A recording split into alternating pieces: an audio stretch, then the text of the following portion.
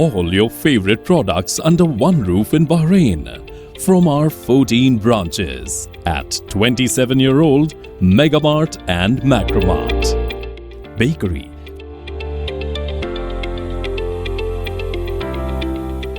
fresh meat and fish,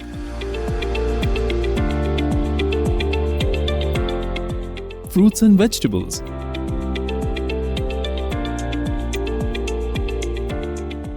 sweets and snacks, ready-to-eat foods,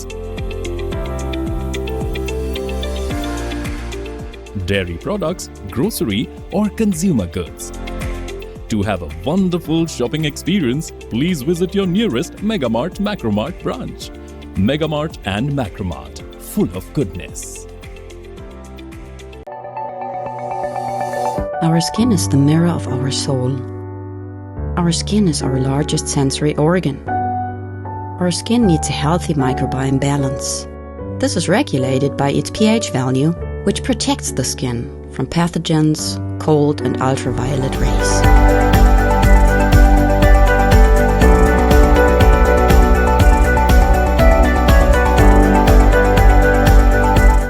Sebamed protects your skin.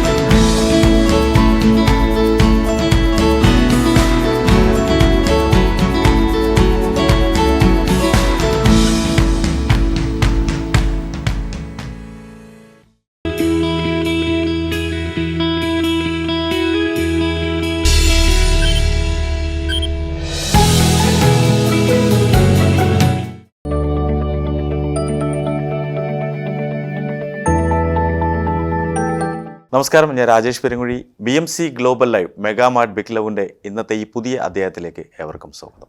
അതേപോലെ തന്നെ ഇന്നും വ്യത്യസ്തമായ ഒരു ഫാമിലിയുമായി നിങ്ങളുടെ മുന്നിലേക്ക് ഞങ്ങൾ എത്തിയിരിക്കുകയാണ്. ഇന്ന് നമ്മളോടൊപ്പം ഉള്ളത് തിരുവനന്തപുരം സ്വദേശിയായിട്ടുള്ള ബെൻസി ഗെനൂഡും അദ്ദേഹത്തിൻ്റെ ഫാമിലിയുമാണ്. നമുക്ക് അവരോടൊപ്പം കുറച്ച് സമയം ചെലവഴിക്കാം. നമസ്കാരം. നമസ്കാരം. മിസ്റ്റർ ബെൻസി ഗെനൂഡ്. യെസ്. പെട്ടെന്ന് ഈ പേര് കേട്ട് കഴിഞ്ഞാൽ ഏതെങ്കിലും ഒരു ഇംഗ്ലീഷുകാരനാണോ എന്ന് തോന്നിപ്പോവും, അങ്ങനെ അല്ലേ? അതെ, പപ്പാര പേരാണ്. അതെ, ഗെനൂഡ് പപ്പയുടെ പേരാണ്. ശരി, എനിക്ക് തോന്നുന്നു ഈ പേര് ഞാൻ ആദ്യമായിട്ടാണ് കേൾക്കുന്നത്. ഓക്കെ, തിരുവനന്തപുരത്ത് എവിടെയാണ്? തിരുവനന്തപുരം പ്രോപ്പർ സിറ്റി തന്നെയാണ്. എയർപോർട്ടിനടുത്തായിട്ട് കരിക്ക എന്ന് പറയുന്ന സ്ഥലത്താണ്. കരിക്കൊക്കെ എന്ന് പറയുന്നത് കരിക്ക അമ്പലത്തിൻ്റെ ഒക്കെ അടുത്തായിട്ട്. ഇവിടെ വന്നിട്ട് ഇപ്പോൾ എത്ര വർഷമായി? ഇവിടെ വന്നിട്ട് ഇപ്പോൾ 15 വർഷം കഴിഞ്ഞു. 16ാമത്തെ വർഷം. 16ാമത്തെ വർഷം. എവിടെയാണ് വർക്ക് ചെയ്തത്? ഏകദേശം 14 വർഷത്തോളം വർക്ക് ചെയ്തത് 3D ഇൻ്റർനാഷണൽ എന്ന് പറയുന്ന ഒരു ഇൻറ്റീരിയർ കമ്പനിയായിരുന്നു. ഇപ്പോൾ ഏകദേശം ഒരു 2 വർഷം അടുപ്പിച്ചാവുന്നു അൽമോദിൽ ജോയിൻ ചെയ്തിട്ട്. അൽമോദ് ഇൻറ്റീരിയേഴ്സിൽ പ്രൊജക്ട് കോർഡിനേറ്ററാണ്. അതിന് മുമ്പ് അവിടെ വർക്ക് ചെയ്തിരുന്ന ക്വാണ്ടിറ്റി സർവേറായിട്ടാണ്. ക്വാണ്ടിറ്റി സർവേറായിട്ട്. എന്താണ് പേരെന്താണ്? ധന്യ ബെൻസി. ധന്യ ബെൻസി. നാട്ടിലെ തിരുവനന്തപുരത്ത് തന്നെയാണ്. സെയിം സ്ഥലത്താണോ? അല്ല, ഞാൻ കാട്ടാക്കട. കാട്ടാക്കട എന്ന് പറയുന്ന സ്ഥലത്ത്. കാട്ടാക്കടയാണോ നമ്മൾ ഈ ട്രിവാൻഡ്രത്തിൻ്റെ ഒരു ശൈലി ഉള്ള ഭാഷയൊക്കെ സംസാരിക്കുന്ന? അവിടെയൊക്കെ കറക്റ്റ് ഭാഷയാണ് സംസാരിക്കുന്നത്. തിരുവനന്തപുരത്തിന്റെ നമ്മൾ സുരാജേട്ടൻ സംസാരിക്കുന്ന പോലെ അല്ല, അത് പാറശാല നെയ്യാറ്റിൻകര അങ്ങോട്ടാണ്. കാട്ടാക്കടയൊന്നും പെർഫെക്റ്റ്. ഏറ്റവും നല്ല മലയാളം സംസാരിക്കുന്ന ആൾക്കാരായിരിക്കും കാട്ടാക്കട ഉള്ളത്, അല്ലേ? അല്ലേ? ചില തിരുവനന്തപുരത്തുകാരെ അവകാശപ്പെടുന്നുണ്ട് ഞങ്ങളാണ് ഏറ്റവും പെർഫെക്റ്റ് ആയിട്ടുള്ള മലയാളം. സുരാജ് വെഞ്ഞാറമൂടൊക്കെ പറയുന്നത് പാറശാല അങ്ങോട്ടാണ്. അല്ലാതെ വെഞ്ഞാറമൂടുള്ള ഭാഷയല്ല ഇത്. പലരും തെറ്റിദ്ധരിച്ചിരിക്കുന്നത് സുരാജ് സംസാരിക്കുന്ന ഭാഷ വെഞ്ഞാറമൂടിന്റെ ഭാഷയാണ്, അല്ലെങ്കിൽ അവിടുത്തെ ഒരു ശൈലിയാണെന്നാണ് പലരും വിചാരിച്ചിരിക്കുന്നത്. എന്നാൽ അങ്ങനെയല്ല. പാറശാല, നെയ്യാറ്റിൻകര ആ ഭാഗത്താണ് കൂടുതൽ ആൾക്കാരും ഈ ഭാഷ സംസാരിക്കുന്നത്. തിരുവനന്തപുരത്തുള്ള മൊത്തം ആൾക്കാരും അങ്ങനെയല്ല സംസാരിക്കുന്നത് അല്ലേ? അല്ല. ആക്ച്വലി ഞാൻ വന്നിട്ട് ഇപ്പോൾ 16 വർഷം അടുപ്പിച്ചാകുന്നു. അപ്പം എൻ്റെ അടുത്ത് സംസാരിക്കുന്ന പലരും പറയാറുണ്ട് തിരുവനന്തപുരം എന്ന് പറയുമ്പോൾ തിരുവനന്തപുരത്ത് തന്നെയാണോ എന്നുള്ള ഒരു സംശയം എല്ലാവരും ചോദിക്കാറുണ്ട്. യഥാർത്ഥത്തിൽ തിരുവനന്തപുരം ഞാനെല്ലാം സിറ്റിക്കകത്ത് തന്നെയാണ് താമസിക്കുന്നത്. അപ്പം ഈ സിറ്റിക്കകത്ത് താമസിക്കുന്നവർക്ക് ഈ നമ്മൾ ഈ സിനിമയിലൊക്കെ കാണുന്ന പോലെ തിരുവനന്തപുരം സ്ലാങ് യഥാർത്ഥത്തിൽ വരുന്നില്ല. നമ്മുടെ ഭാഷയിലും ചില വാക്കുകളിലൊക്കെ വരുന്നുണ്ട് അതേപോലത്തെ. പക്ഷേ എന്നിരുന്നാലും ഈ സിനിമയിലൊക്കെ പ്രത്യേകിച്ച് തിരുവനന്തപുരത്തെ കളിയാക്കിയൊക്കെ പറയുന്ന പോലെയുള്ള ഭാഷയൊന്നും ഞങ്ങളുടെ നാട്ടിൽ അങ്ങനെ സംസാരിക്കാറില്ല. അപ്പോൾ പലരും ഡൗട്ട് ചോദിക്കാറുണ്ട് നിങ്ങൾ തിരുവനന്തപുരത്തുകാരൻ തന്നെയാണോ എന്നുള്ളത്. അത് എന്നോട് ചോദിക്കുകയാണ്. ഞാനും തിരുവനന്തപുരം സ്വദേശിയാണ്. അപ്പോൾ ഞാൻ ചില സമയത്ത് സംസാരിക്കുമ്പോഴത്തേക്ക് ഞാൻ മനഃപൂർവ്വം ചിലപ്പോൾ അങ്ങനെ പറയാറുണ്ട്, ട്രിവാൻഡ്രം ഭാഷ ഉപയോഗിക്കാറുണ്ട്. അല്ലാത്ത സമയത്ത് ഞാൻ എല്ലാ ഭാഷയിലും കയറി പിടിക്കാറുണ്ട്. ഇത് കേരളത്തിൻ്റെ എല്ലാ ജില്ലയിലുള്ള ഭാഷ ആ ഒരു സ്ലാങ് ഉണ്ടല്ലോ അതിലൊക്കെ പിടിച്ച് സംസാരിക്കാറുണ്ട്. ഈ ഇൻ്റർവ്യൂവിന് വരുന്നതിന് പലരോടും ഞാൻ ഏത് ജില്ലക്കാരനാണെന്ന് ചോദിച്ചു കഴിഞ്ഞാൽ അവർ പലരും വടക്കോട്ടുള്ള ഏതെങ്കിലും ജില്ലയായിരിക്കും പറയുന്നത്. ട്രിവാൻഡ്രം ആണെന്ന് ഞാൻ പിടുത്തം കൊടുക്കത്തില്ല. അപ്പം അങ്ങനെയാണ്. അപ്പോൾ ബെൻസി ഇവിടുത്തെ IYCC എന്ന് പറയുന്ന ഒരു സംഘടനയുണ്ട് അല്ലേ? ഒരു രാഷ്ട്രീയ സംഘടനയാണ്. എങ്കിലും നമുക്ക് ഈ പ്രവാസ ഭൂമിയിൽ രാഷ്ട്രീയ പ്രവർത്തനമൊന്നും ചെയ്യാൻ കഴിയില്ല. എങ്കിലും ഒരു രാഷ്ട്രീയ സംഘടന സാമൂഹ്യ പ്രവർത്തനങ്ങളും അതുപോലെ തന്നെ ജീവകാരുണ്യ പ്രവർത്തനങ്ങളൊക്കെ നടത്തിക്കൊണ്ട് മുന്നോട്ട് പോകുന്ന ഏകദേശം 10 വർഷത്തിലേറെ ആയെന്ന് തോന്നുന്നു. 12 വർഷം കഴിഞ്ഞു IYCC എന്ന സംഘടന ഒരു കോൺഗ്രസിന്റെ ഒരു പോഷക സംഘടന, യുവാക്കളുടെ ഒരു സംഘടനയാണ്. അതിലോട്ട് കടന്നു വന്നിട്ട് ഇപ്പം എത്ര വർഷമായി? അതിലോട്ട് കടന്നു വന്നിട്ട് ഇപ്പം 8 വർഷത്തോളം ആവുന്നു. 8 വർഷത്തോളമായി. 2018-17 ആ കാലഘട്ടത്തിൽ, അതായത് എനിക്ക് തോന്നുന്നു ഈപ്പച്ചായന് പ്രസിഡന്റ് ആയിരുന്ന സമയത്താണ് ഞാൻ സംഘടനയിലേക്ക് ആദ്യം കടന്നു വരുന്നത്. അറിയാലോ സംഘടനയെക്കുറിച്ച്, സംഘടനയിൽ എല്ലാ വർഷവും ഭാരവാഹികൾ മാറി വരുന്ന ഒരു സംഘടനയാണ്. അപ്പം ഈപ്പച്ചായൻ പ്രസിഡന്റ് ആയ സമയത്താണ് ഞാൻ സംഘടനയിലേക്ക് ആദ്യം കടന്നു വരുന്നത്. അതിന് മുന്നേയും കുറച്ച് വിൻസു പ്രസിഡന്റ് ആയിരുന്നപ്പോഴൊക്കെ അറിയായിരുന്നു. പക്ഷേ എന്നിരുന്നാലും സംഘടനയിലേക്ക് കൂടുതലായിട്ട് ആക്റ്റീവായിട്ട് വരുന്നത് ഈപ്പച്ചായൻ പ്രസിഡന്റ് ആയ സമയത്ത്, അതിൻ്റെ അവസാന കാലഘട്ടത്തിൽ. പിന്നെ ബേസൽ പ്രസിഡന്റ് ആയ സമയത്താണ് ആക്റ്റീവ് ആവുന്നത്. പിന്നെ അതിന് ശേഷം ഒരു സാധാരണ പ്രവർത്തകനായിട്ട് IYCCയിൽ തുടങ്ങുമായിരുന്നു.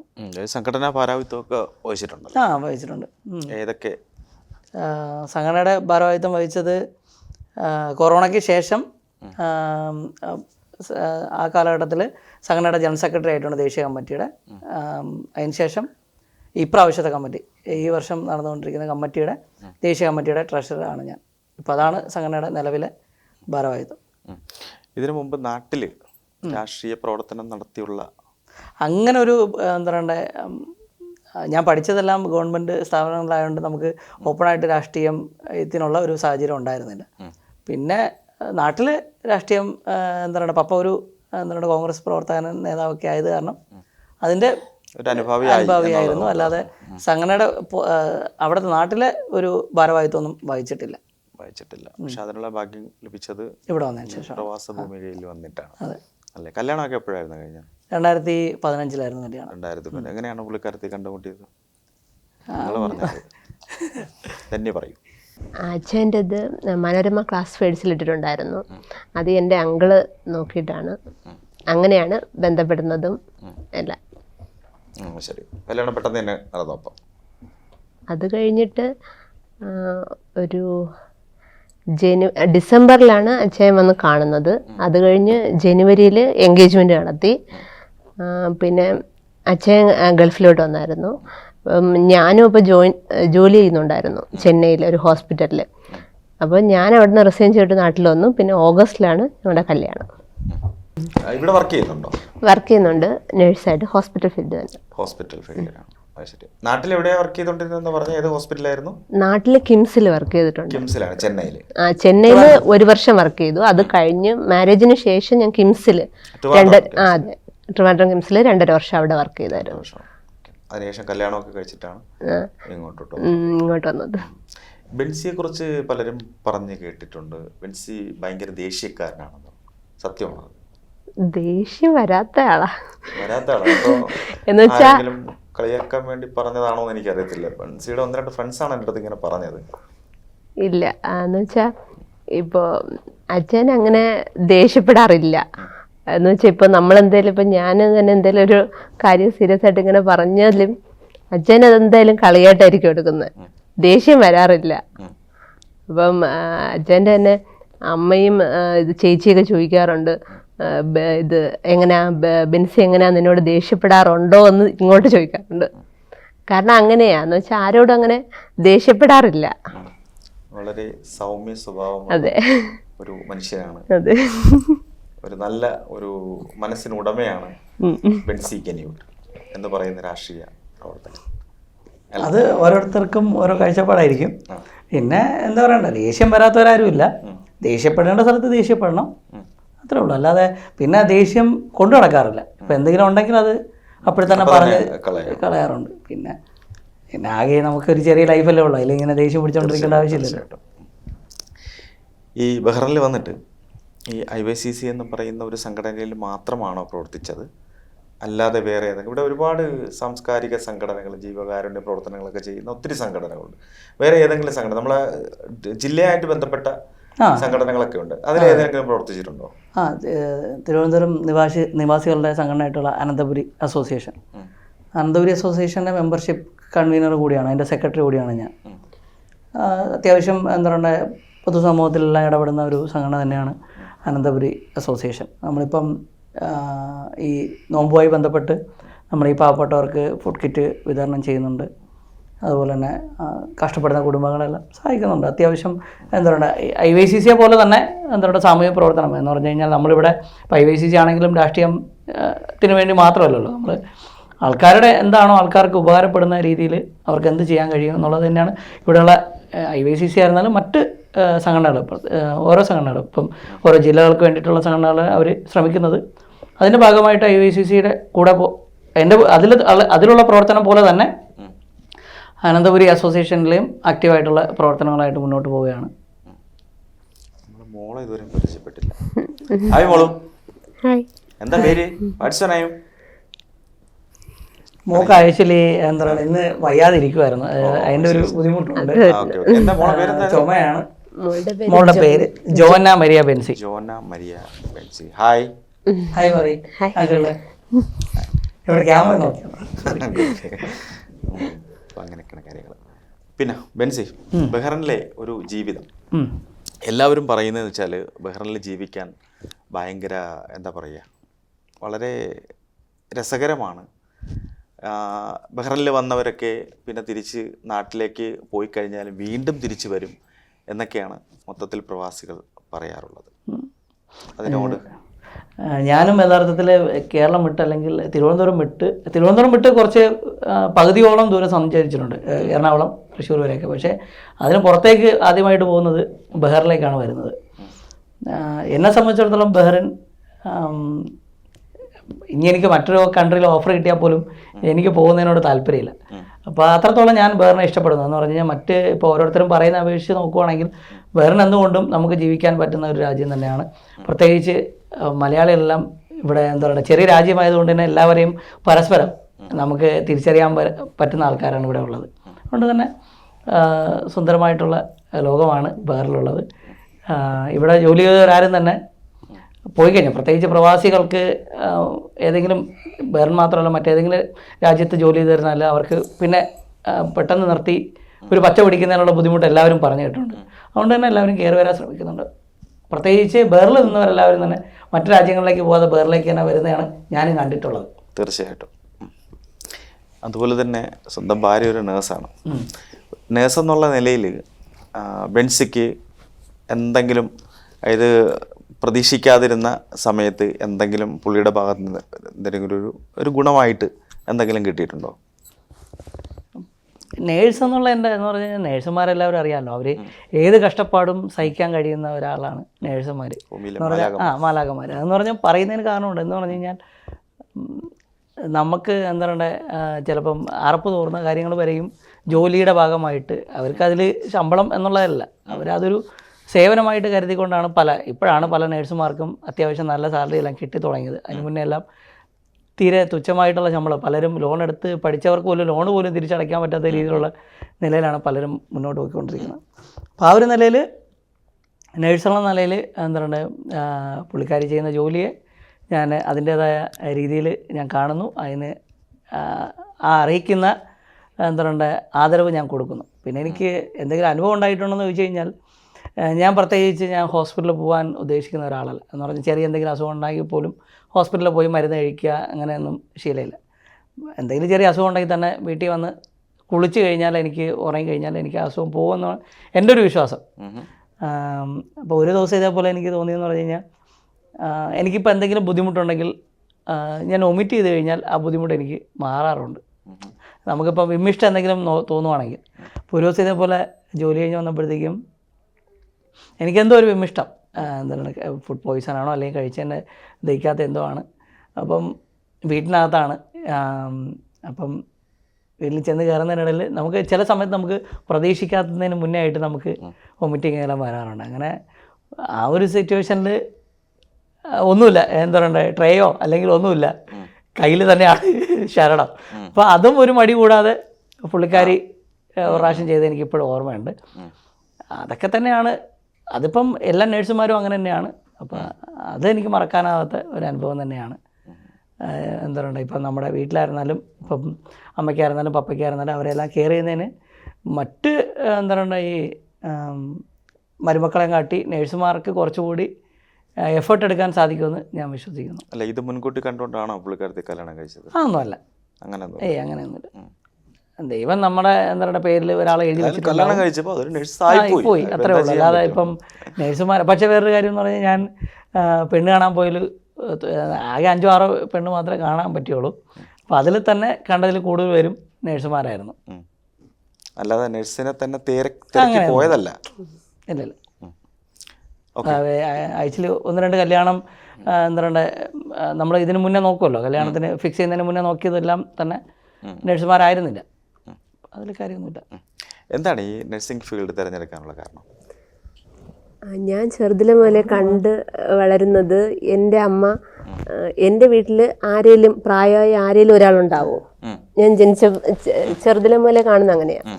അമ്മയാണെങ്കിൽ എല്ലാവരെയും ഇങ്ങനെ ഇത് ചെയ്യും, എല്ലാവരെയും സഹായിക്കും. അത് കഴിഞ്ഞ് ലാസ്റ്റ് അത് അമ്മയ്ക്ക് തന്നെ ഇതായി വരാറാണ്. പക്ഷെ എന്നാലും എല്ലാവരെയും സഹായിക്കും. ഇപ്പം ആർക്കെങ്കിലും ഇപ്പൊ വയ്യ അങ്ങനെ എന്തെങ്കിലും ആരും നോക്കുന്നില്ല അങ്ങനെയൊക്കെ ആണെങ്കിലും ഫുഡ് കൊണ്ടു കൊടുക്കുക, അങ്ങനെയുള്ളതെല്ലാം ഞാൻ കണ്ടു വളർന്നത്. ഒരു പരസഹായിയാണ്. അതാണ്. അതിപ്പോ അതുകൊണ്ടായിരിക്കാം ഞാൻ അതാണ് കണ്ടു വളർന്നത്. സേവനം തിരഞ്ഞെടുക്കാനുണ്ടായി. അതുകൊണ്ടാണ്. ഇതുവരെയുള്ള ജീവിതത്തിൽ, അതായത് നഴ്സിംഗ് ജീവിതത്തിൽ നമുക്ക് ഒരുപാട് അനുഭവങ്ങളുണ്ടാവും അല്ലേ? അതിൽ നല്ല അനുഭവങ്ങളും ഉണ്ടാവും, അത്യാവശ്യം നമുക്ക് പെട്ടെന്ന് ഹേർട്ട് ചെയ്യുന്ന രീതിയിലുള്ള അനുഭവങ്ങളും ഒക്കെ ഉണ്ടാവാറുണ്ട്. അങ്ങനെയുള്ള 1-2 അനുഭവങ്ങൾ പറയാമോ? നല്ലതും. നല്ല അനുഭവം എന്ന് വെച്ചാൽ നമ്മളിപ്പം നമ്മളൊന്നും പ്രതീക്ഷിച്ചിട്ടല്ല നമ്മളവർക്ക് കെയർ കൊടുക്കുന്നത്. ഞാനിപ്പോൾ ഈ സ്റ്റുഡൻറ്റ് ഫീൽഡിലായിരിക്കുമ്പോൾ തന്നെ നമുക്ക് പോസ്റ്റിംഗ് ഇടാറുണ്ട്. അപ്പം ഞാൻ പഠിച്ചതൊക്കെ തമിഴ്നാടായതുകൊണ്ട് അവിടെ ഇങ്ങനെ പോസ്റ്റിംഗ് ഇട്ടിട്ടുണ്ടായിരുന്നു. അപ്പോൾ ഒരു അമ്മച്ചിയെ ഇങ്ങനെ വേറെ ആരും ഇല്ല നോക്കാനായിട്ട്. അപ്പോൾ അമ്മച്ചിക്ക് നടക്കാനേ പറ്റുന്നില്ല. അപ്പോൾ അമ്മച്ചി ഇങ്ങനെ പിടിച്ച് ഞാനാണ് ഇങ്ങനെ ബാത്റൂമിൽ കൊണ്ടുവിടുന്നതും എല്ലാം. അപ്പോൾ അത് കഴിഞ്ഞ് പോകാൻ സമയത്ത് ഇങ്ങനെ കാശ് തന്നായിരുന്നു. അപ്പം ഞാൻ പറഞ്ഞു അതൊന്നും ആഗ്രഹിച്ചിട്ടല്ല ഞാൻ ഇത് ചെയ്തതെന്ന് പറഞ്ഞു. പക്ഷേ അവരുടെ അവർ നിർബന്ധിച്ച് ഇങ്ങനെ തന്നു. അപ്പോൾ അത് എനിക്ക് എന്തോ ഒരു ഇതുപോലെ തോന്നി. പിന്നെ അതുപോലെ തന്നെ ഇതുപോലെ പോസ്റ്റിങ്ങായിട്ട് ബന്ധപ്പെട്ട് തന്നെ ഞാൻ പഠിച്ചതെല്ലാം ഈറോഡ് ആ സൈഡാണ്. ആ സൈഡെന്ന് വെച്ചാൽ ഭയങ്കരമായിട്ട് ഈ ജാതി ഇതൊക്കെ നോക്കുന്നവരാണ്. അപ്പം നമുക്ക് എന്ന് വെച്ചാൽ ഒരു പേഷ്യൻ്റ് അപ്പം നമ്മളിപ്പം നമ്മുടെ ഇപ്പം ജാതി അവർ ചോദിക്കുന്നില്ലല്ലോ, നമ്മൾ നോക്കുന്നത്. പക്ഷേ ഇങ്ങനെ ഒരു പേഷ്യൻറ്റിന് ടാബ്ലറ്റ് കഴിക്കാൻ വേണ്ടി വെള്ളം ഞാൻ അടുത്ത ബെഡിലിരുന്ന് ഒരാളുടെ വെള്ളം എടുത്ത് കൊടുക്കുക. ഞാൻ അപ്പോഴത്തേക്കും പറയുക, അത് നിങ്ങൾ അവരുടെ ഇതിൽ നിന്ന് വെള്ളം എടുക്കരുത്, കാരണം അവർ വേറെ ഏതോ ജാതി എന്തോ പറഞ്ഞു. അപ്പം ഞാൻ പറഞ്ഞു, നിങ്ങളീ പറയുന്നല്ലോ, ഇപ്പം ഞാനാണ് നിങ്ങളെ നോക്കുന്നത്, അപ്പം നിങ്ങൾ എൻ്റെ ജാതി എന്താ നിങ്ങൾ ചോദിക്കാത്തത്? അതിന് ഭയങ്കരമായിട്ട് ഇതായി. എന്ന് വെച്ചാൽ നമ്മളിപ്പോൾ ഒരു കുടിക്കുന്ന വെള്ളത്തിൽ പോലും അവരിതാ പറയുന്നത്. അതെനിക്ക് വല്ലാത്തത്. ഇവരെ എല്ലാവരും ലാബിൽ കൊണ്ടുപോയി ബ്ലഡ് എടുത്തു കഴിഞ്ഞാൽ എല്ലാവരുടെയും ചുവന്ന കളറിലുള്ള ബ്ലഡാണ്. അത് ശരി തന്നെയാണ്. അല്ല, അത് ആ ഒരു ചിന്താഗതി മാറ്റേണ്ടതായിട്ടുണ്ട്. തീർച്ചയായിട്ടും അത് അങ്ങനത്തെ ഒരു ഇത് വരാൻ പാടില്ല. ഹോസ്പിറ്റലിൽ ആരെപ്പോഴും നമുക്ക് സഹായം ചെയ്യുമെന്നൊന്നും പറയാൻ പറ്റത്തില്ല. അത് ശരി തന്നെ. അതെനിക്ക് ഭയങ്കരമായിട്ട് ഹേർട്ടായി.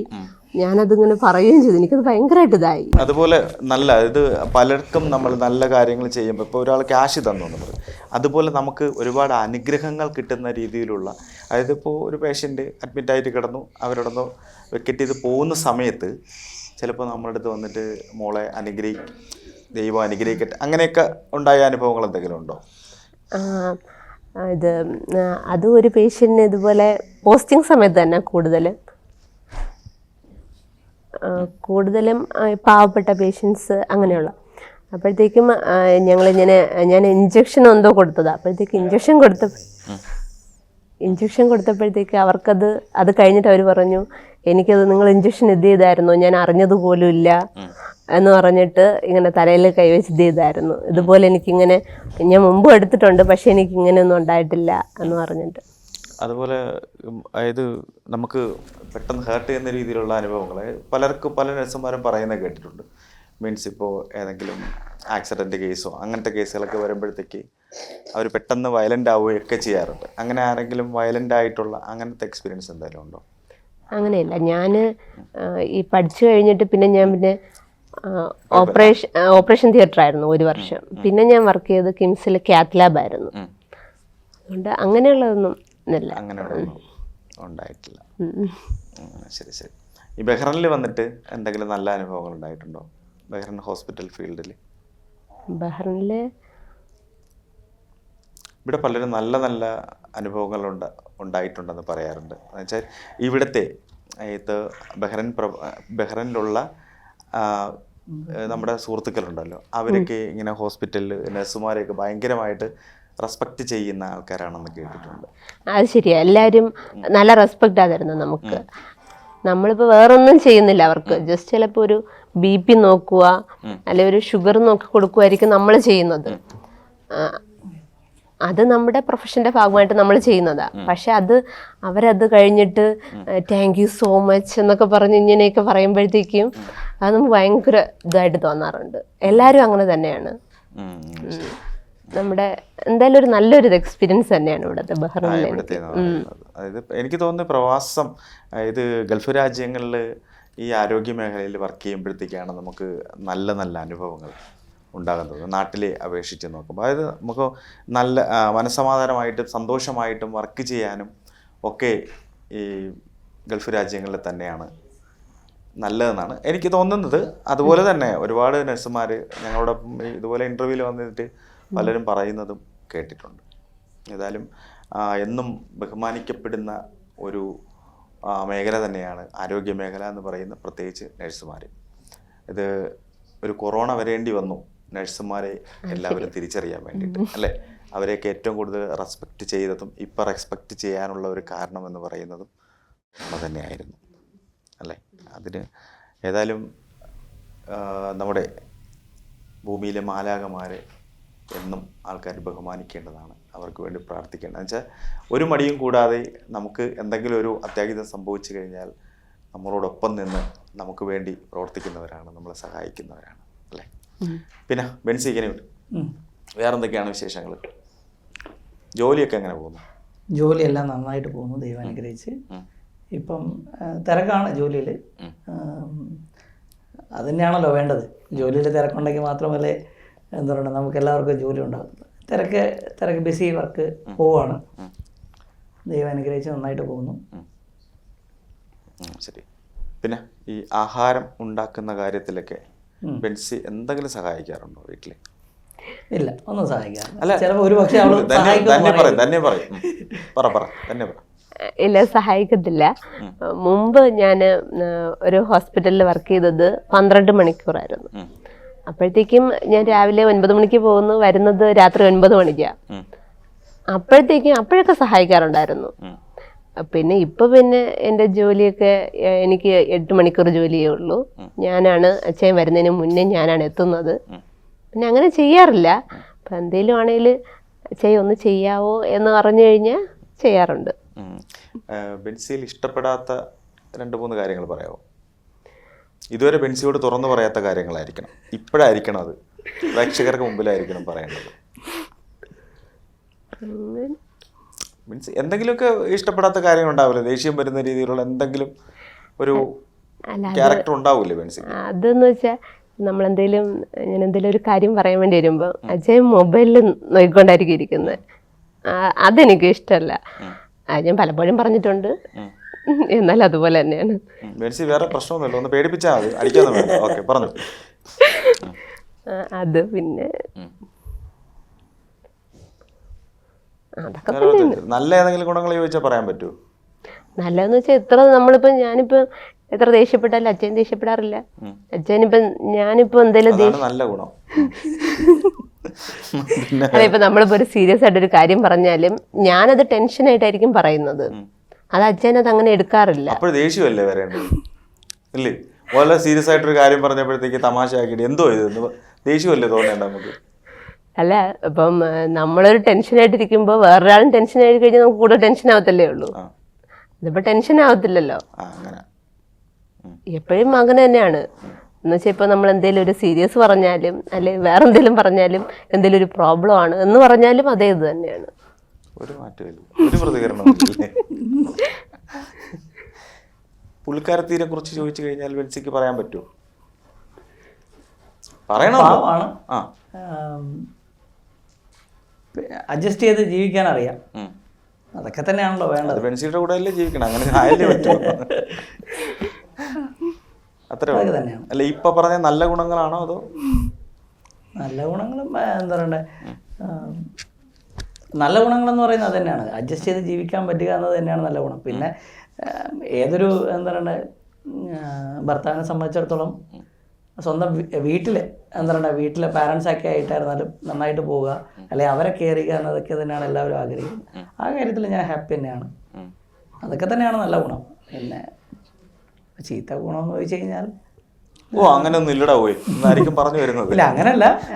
എന്താ പറയുക, ഈ അറിയാമല്ലോ ഇപ്പം നമ്മളെ സംബന്ധിച്ചിടത്തോളം നമുക്ക് ഇവർ ചിലപ്പോൾ പ്രതീക്ഷിക്കുന്ന സമയത്ത് നമുക്ക് പുറത്ത് കൊണ്ടുപോകാൻ സാധിക്കണമെന്നില്ല. പ്രത്യേകിച്ച് എന്താ പറയുക നമ്മുടെ സംഘടനാ പ്രവർത്തനങ്ങളായിട്ട് നടക്കുന്ന സമയത്ത് അവർ പ്രതീക്ഷിക്കുന്ന സമയത്ത് കൊണ്ടുപോകാൻ സാധിക്കണമെന്നില്ല. അപ്പോൾ അതിലൊക്കെ എന്താ പറയുക സഹകരിച്ച് പോകുന്നതിൽ ഞാൻ ഹാപ്പി തന്നെയാണ്. എന്ന് പറഞ്ഞു കഴിഞ്ഞാൽ നമുക്ക് ഇപ്പം അവർ പ്രതീക്ഷിക്കുന്ന സമയത്ത് സിനിമയ്ക്ക് പോകണം, അല്ലെങ്കിൽ പുറത്ത് പോകണം, ഷോപ്പിങ്ങിന് പോകണം, അങ്ങനെയൊന്നുമില്ല. പിന്നെ എന്താ പറയുക മറ്റുള്ളവരെ പോലെ അല്ലെങ്കിൽ കുറച്ച് കാണുന്ന പോലെ ഷോപ്പിംഗ് ഭ്രമമൊന്നുമില്ല. അതിൽ ഞാൻ വളരെ ഹാപ്പിയാണ്.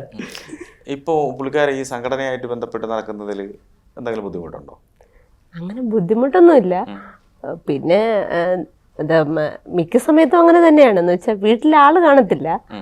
അപ്പോൾ ഞാൻ പറയാറുണ്ട് ഒരു 10 മണി അതിന് ശേഷം പോകരുത്.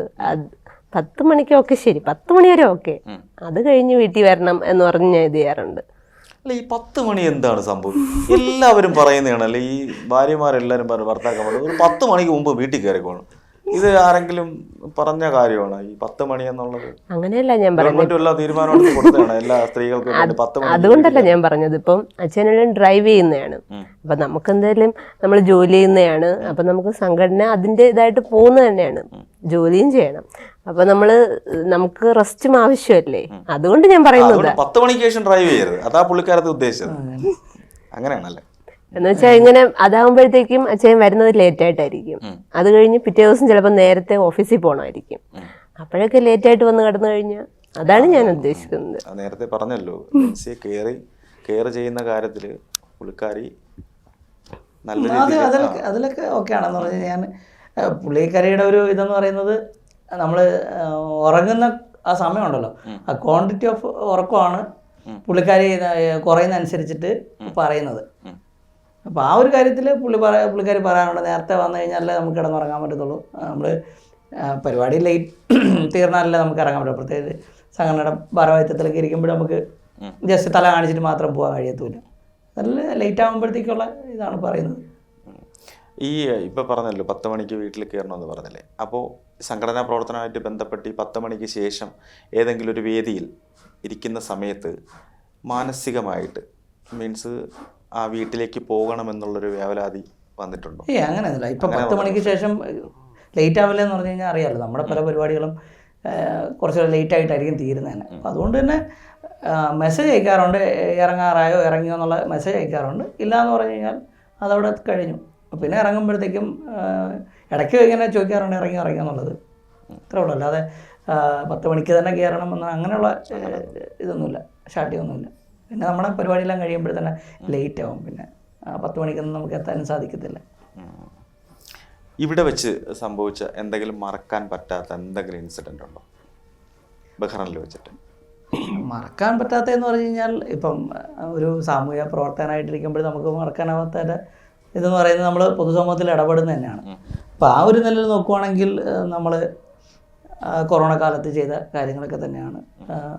ആൾക്കാർ കഷ്ടപ്പെടുന്നവർക്ക് ഫുഡ് കിറ്റ് കൊടുത്തായിരുന്നാലും നാട്ടിലേക്ക് ഫ്ലൈറ്റ് വിട്ടതടക്കമുള്ളതൊക്കെ തന്നെയാണ് മറക്കാനാവാത്ത അനുഭവങ്ങൾ. അതൊക്കെ എന്താ പറയുക, നമുക്ക് സാധിച്ചത് വലിയ കാര്യം തന്നെയാണ്. ഒരു പൊതുസമൂഹത്തിൽ പ്രവർത്തിക്കുന്ന ഒരാളെന്ന നിലയിൽ ആൾക്കാർക്ക് ഉപകാരപ്പെടുന്ന ഒരു കാര്യം ചെയ്യുക എന്നതാണ്. അപ്പോൾ ആ ഒരു നിലയിൽ അതൊക്കെ വലിയ കാര്യം തന്നെ. മുന്നേ നാട്ടിൽ IVCCയെ കുറിച്ച് അറിയാമല്ലോ. ഇപ്പം IVCC എന്ന് പറയുന്ന സംഘടന ഒരു രാഷ്ട്രീയ സംഘടനയിലുപരിയായിട്ട് എന്താണ് പൊതുസമൂഹത്തിൽ ഇടപെടുന്ന സംഘടനയാണ്. ഇവിടെ ആയിരുന്നാലും നാട്ടിലായിരുന്നാലും. അപ്പം ചാരിറ്റി പ്രവർത്തനങ്ങളിലൊക്കെ കൃത്യമായിട്ട് ഇടപെടുന്ന ഒരു സംഘടന എന്നുള്ള നിലയിൽ അതിൻ്റെ ഭാരവാഹിയായിട്ടിരിക്കുക എന്നത് സന്തോഷം തരുന്ന കാര്യം തന്നെയാണ്. പ്രത്യേകിച്ച് ഏതൊരു IVCCക്കാരനെ സംബന്ധിച്ചിടത്തോളം ഭാരവാഹിത്വത്തിലേക്ക് വരിക എന്നത് സന്തോഷം തരുന്ന കാര്യം തന്നെയാണ്.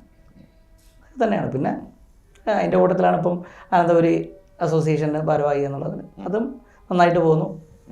ഇപ്പോൾ എന്താണ് പല പരിപാടികളായിട്ടും അനന്തപുരിയും ആക്റ്റീവായിട്ട് തന്നെ മുന്നോട്ട് പോവുകയാണ്. ധന്യോട് ഒരു ചോദ്യം, അതായത് ഇപ്പോൾ നമ്മുടെ ഇപ്പോഴത്തെ കറൻ്റ്ലി ഉള്ള ഒരു കാര്യത്തെക്കുറിച്ച് നമ്മുടെ കേരളമല്ല ഇന്ത്യയിൽ മൊത്തത്തിൽ തന്നെ പറയാൻ പറ്റും, ഇപ്പം രാസലഹരിയുടെ പുറകെ പോകുന്നൊരവസ്ഥയാണ് നമ്മുടെ പുതിയ തലമുറ എന്ന് പറയുന്നത്, അല്ലേ? എങ്ങനെ പ്രതികരിക്കുന്നു? പ്രത്യേകിച്ച് സ്ത്രീകളാണ് ഏറ്റവും കൂടുതൽ വ്യാകുലപ്പെട്ടുകൊണ്ടിരിക്കുന്നത്. കുഞ്ഞുങ്ങളെ നമുക്ക് കൺട്രോൾ ചെയ്യാൻ പറ്റുന്നില്ല, കുഞ്ഞുങ്ങളെ നമുക്ക് അതിൽ നിന്ന് തിരിച്ചു കൊണ്ടുവരാൻ പറ്റില്ല എന്ന് വിചാരിച്ച് വ്യാകുലപ്പെടുന്ന ഒരുപാട് മാതാപിതാക്കളുണ്ട്. എനിക്ക് തോന്നുന്നത് ഇപ്പം അമ്മയച്ഛനാണെങ്കിൽ മക്കളോട് എന്താ ഒരു ഫ്രണ്ടിനെ പോലെ ഇത് ചെയ്യണം, അങ്ങനെയാണ് ഇത് ചെയ്യുന്നതെങ്കിൽ മക്കൾ പിന്നെ ദൈവഭക്തിയിലൊക്കെയാണ് മക്കളെ വളർത്തുന്നതെങ്കിൽ അങ്ങനെ തെറ്റിലോട്ട് പോകത്തില്ല എന്നാണ് എനിക്കിതാവുന്നത്. പിന്നെ ഇപ്പോൾ നമ്മൾ കുഞ്ഞുമക്കളാണ്, ചെറിയ എന്തെങ്കിലും കാശെടുക്കുന്നതാണേലും അത് നമ്മൾ അപ്പം തന്നെ ഇത് ചെയ്യാൻ നോക്കണം.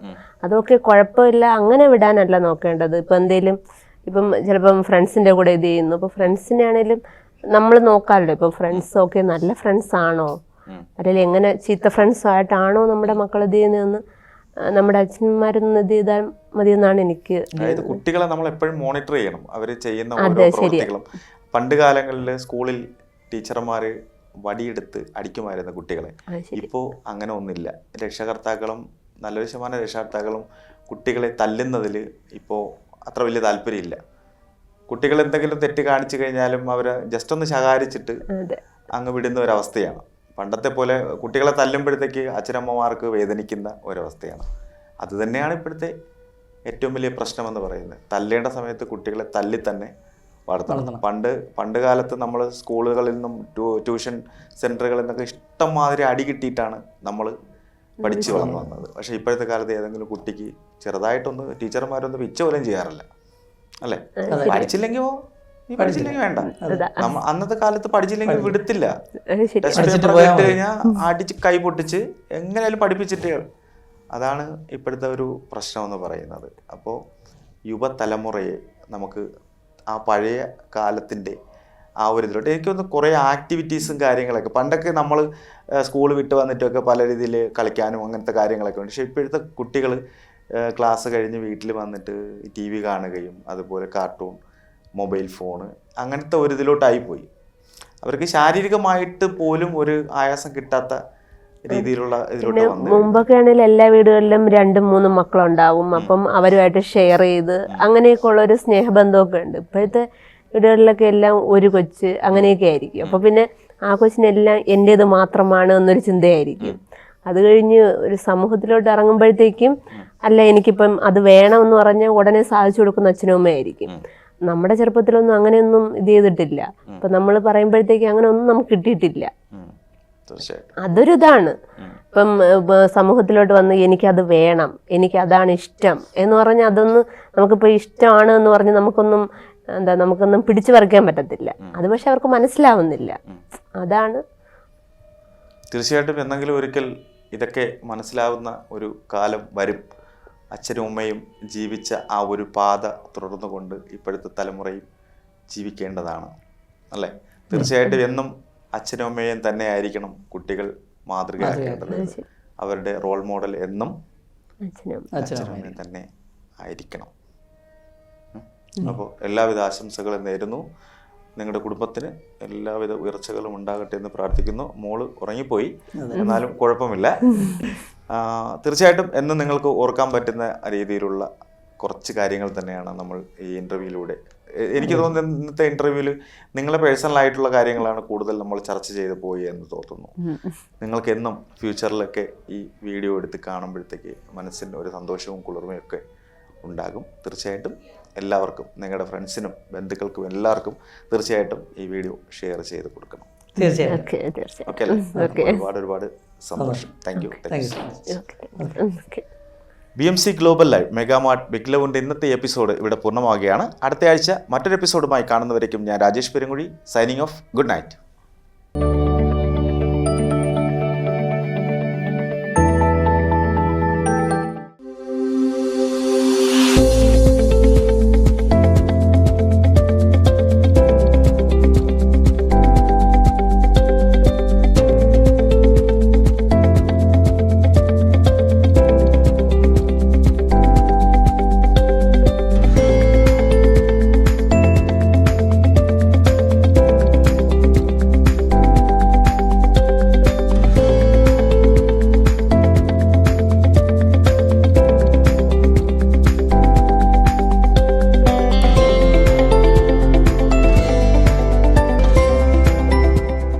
All your favorite products under one roof in Bahrain from our 14 branches at 27-year-old Megamart and Macromart.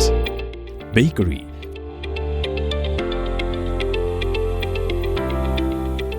fresh meat and fish,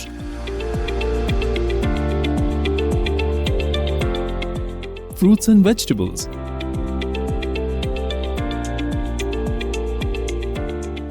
sweets and snacks, ready-to-eat foods, dairy products, grocery or consumer goods. To have a wonderful shopping experience, please visit your nearest Megamart Macromart branch. Megamart and Macromart, full of goodness. Our skin is the mirror of our soul. Our skin is our largest sensory organ. Our skin needs a healthy microbiome balance. This is regulated by its pH value, which protects the skin from pathogens, cold and ultraviolet rays.